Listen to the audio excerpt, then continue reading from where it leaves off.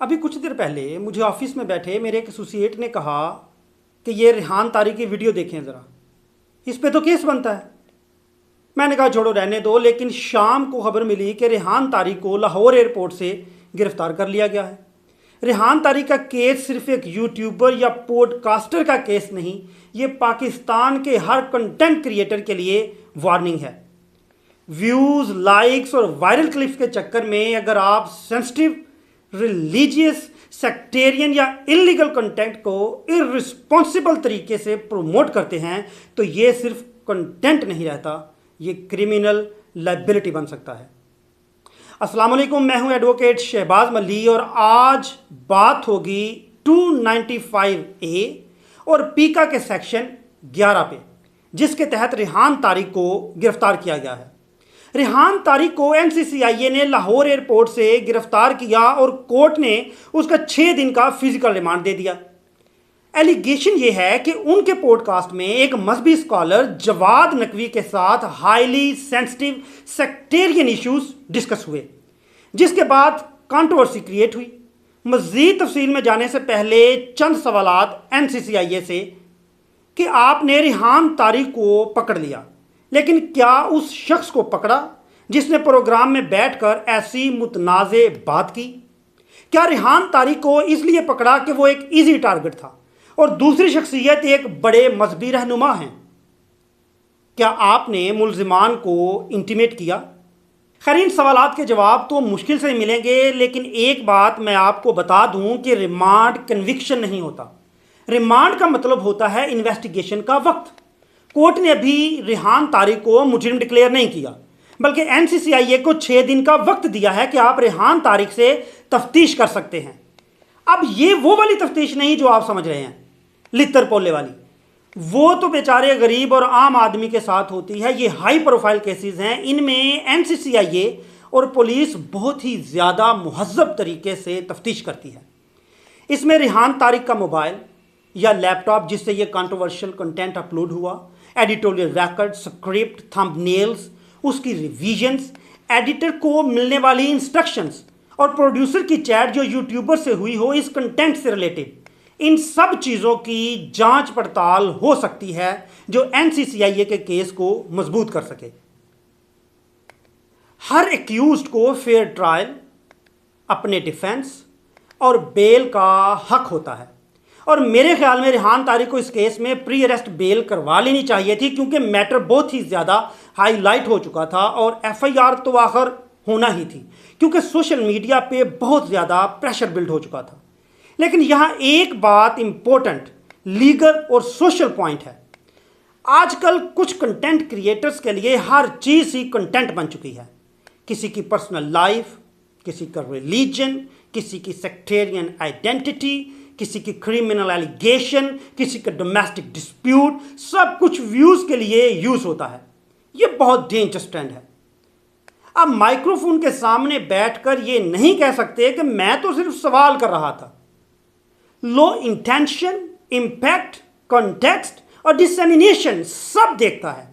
जब आपके पास ऑडियंस है, जब आपके कंटेंट को थाउजेंड या मिलियंस लोग देखते हैं, तो आपकी रिस्पॉन्सिबिलिटी भी आम आदमी से ज़्यादा हो जाती है। पाकिस्तान के लॉ में पीका का सेक्शन 11 हेट स्पीच को डील करता है। अगर डिजिटल प्लेटफॉर्म के ज़रिए ऐसा कंटेंट स्प्रेड हो जो सेक्टेरियन हेटेड, इंटरफेथ हेटेड या रेशियल हेटेड को एडवांस करे या कर सकता हो, तो ये साइबर क्राइम का मैटर बन सकता है। अब इस केस में पाकिस्तान पिनल कोड की कुछ इंपॉर्टेंट सेक्शंस भी समझना ज़रूरी है। सेक्शन 153A यानी कि 153A का मतलब सिंपल अल्फाज में ये है कि अगर कोई शख्स अपनी वीडियो, पॉडकास्ट, स्पीच, पोस्ट या इंटरव्यू के ज़रिए लोगों के ग्रुप्स, फ़िरकों या कम्युनिटीज़ के दरमियान नफ़रत, दुश्मनी या टेंशन पैदा करे, तो ये कानूनी तौर पर जुर्म बन सकता है। यानी अगर आपका कंटेंट लोगों को एक दूसरे के खिलाफ भड़काता हो, फ़िरका वाराना या मजहबी नफ़रत क्रिएट करता हो या सोसाइटी में फसाद का रिस्क पैदा करता हो, तो लॉ इसे सिर्फ ओपिनियन नहीं समझता, कानून इसे सीरियस क्रिमिनल इशू के तौर पर देखता है। फिर सेक्शन 295 ए यानी कि 295 ए जो सबसे ज़्यादा नाजुक और अहम है। ये सेक्शन मजहबी फीलिंग से रिलेटेड है। इसका मतलब ये है कि अगर कोई शख्स जानबूझकर, ये वाला लफ्ज़ याद रखिएगा कि जानबूझकर किसी मजहब, मजहबी अकीदे या मुक़द्दस हस्ती के बारे में ऐसी बात करे जिससे लोगों के मजहबी एहसासात को ठेस पहुँचे, तो इस पर यह सेक्शन अप्लाई हो सकता है। यहाँ एक इंपॉर्टेंट बात समझना बहुत ज़रूरी है कि 295 ए में जानबूझकर या डेलिब्रेट इंटेंशन बहुत इंपॉर्टेंट होती है। हर गलत लफ्ज़ या कंट्रोवर्शियल बात ऑटोमेटिकली क्राइम नहीं होती, लेकिन अगर context, wording, title, thumbnail, guest selection और प्रेजेंटेशन से ये लग सके कि कंटेंट जानबूझकर प्रोवोकेशन के लिए बनाया गया था, तो फिर केस सीरियस हो सकता है। इसी तरह सेक्शन 298 यानी कि 298 भी रिलीजियस फीलिंग्स को हर्ट करने से रिलेटेड है। अगर कोई शख्स अल्फाज, इशारे, साइंस या एक्शंस के ज़रिए किसी की रिलीजियस फीलिंग्स को दुख पहुंचाए या उसको हर्ट करे, तो उस पर भी क्रिमिनल लायबिलिटी आ सकती है। इसलिए कंटेंट क्रिएटर के लिए ये कहना काफ़ी नहीं होता कि मैं तो सिर्फ पॉडकास्ट कर रहा था या मैं तो सिर्फ सवाल पूछ रहा था। कानून ये भी देखता है कि आपने क्या बोला, किस नीयत से बोला, किस प्लेटफॉर्म पर बोला, आपकी ऑडियंस कितनी थी, वीडियो के टाइटल क्या थे, थंबनेल कैसा था, क्लिप्स किस तरह वायरल की गई और इस कंटेंट का सोसाइटी पर क्या असर हो सकता था। मेरा पॉइंट सिंपल है, कंट्रोवर्सी क्रिएट करना आसान है, व्यूज़ लेना भी आसान है, लेकिन जब बात मज़हब, फ़िरका वाराना इश्यूज़ और पब्लिक हार्मनी की हो तो कंटेंट क्रिएटर की रिस्पॉन्सिबिलिटी बहुत ज़्यादा बढ़ जाती है। फ्रीडम ऑफ स्पीच का मतलब यानी कि आज़ादी इजहार राय का मतलब ये नहीं कि आप व्यूज़ के लिए आग लगा दें और फिर कह दें कि मैं तो सिर्फ सवाल कर रहा था। अब सवाल ये है, क्या हर कंट्रोवर्शियल बात क्राइम होती है? नहीं। क्रिटिसिज्म अलाउड है, एकेडमिक डिबेट भी अलाउड है, रिलीजियस डिस्कशन भी अलाउड है, जर्नलिज्म की भी इजाज़त है, लेकिन रिस्पॉन्सिबल सहाफ़त और रेकलेस सेंसेशनलिज्म में ज़मीन आसमान का फ़र्क है। अगर किसी क्रिएटर का मकसद पब्लिक एजुकेशन है तो उसे कॉन्टेक्स्ट देना चाहिए, लीगल बाउंड्री समझनी चाहिए, गेस्ट को कंट्रोल करना चाहिए, इन्फ्लेमेटरी क्लिप्स को वायरल पैकेजिंग में नहीं बेचना चाहिए और सेंसिटिव रिलीजियस मैटर्स को थंबनेल, टाइटल और शॉर्ट क्लिप्स में मसाला बनाकर और मसाला लगाकर नहीं चलाना चाहिए। यहाँ मेरी क्रिटिसिज्म किसी इंडिविजुअल से रिलेटेड नहीं है, बल्कि इस कल्चर पर है जो व्यूज़ के लिए आग लगाओ, फिर जब केस बन जाए तो कह दो freedom of speech. Freedom of speech का मतलब फ्रीडम फ्रॉम रिस्पॉन्सिबिलिटी नहीं होता। आपको बोलने का हक है, लेकिन दूसरों की मजहबी feelings, public order, communal harmony और नेशनल लॉ को डैमेज करने का हक नहीं।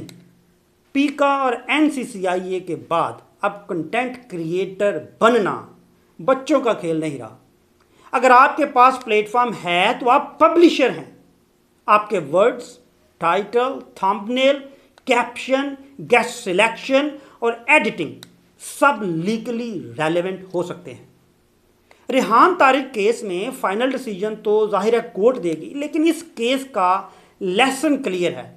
सोशल मीडिया फेम आपको कानून से ऊपर नहीं करता। अगर आप जर्नलिस्ट हैं, पॉडकास्टर हैं, यूट्यूबर हैं, टिकटॉकर हैं, तो कंट्रोवर्शियल कंटेंट बनाने से पहले 3 सवाल ज़रूर पूछें। पहला, क्या ये कंटेंट किसी ग्रुप के खिलाफ नफ़रत या गुस्सा क्रिएट कर सकता है? दूसरा, क्या ये कंटेंट किसी सेंसिटिव मजहबी मसले को इररिस्पॉन्सिबल तरीके से वायरल बना रहा है? और तीसरा सबसे इम्पोर्टेंट, अगर कल एनसीसीआईए नोटिस भेज दे तो क्या मेरे पास लीगल जस्टिफिकेशन और एडिटोरियल रिकॉर्ड होगा? अगर जवाब नहीं है तो वीडियो पब्लिश करने से पहले रुक जाएं। व्यूज़ दोबारा आ जाते हैं, चैनल भी दोबारा बन सकता है, लेकिन क्रिमिनल केस, गिरफ्तारी, रिमांड और रेपुटेशन डैमेज ये आसानी से रिवर्स नहीं होता।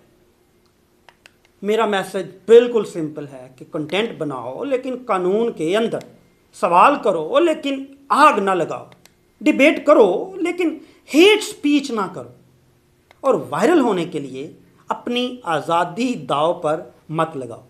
मैं हूं एडवोकेट खुर्रम शहबाज मल्ही, और अगर आपको NCCIA, PECA, cyber crime notice, FIA inquiry या सोशल मीडिया कंटेंट लायबिलिटी का इशू है तो लीगल एडवाइस के बगैर कोई भी स्टेटमेंट, माफ़ीनामा, कंटेंट को डिलीट करना या न्यू कंटेंट अपलोड करना या एनसीसीआईए के सामने अपीयर मत हो, क्योंकि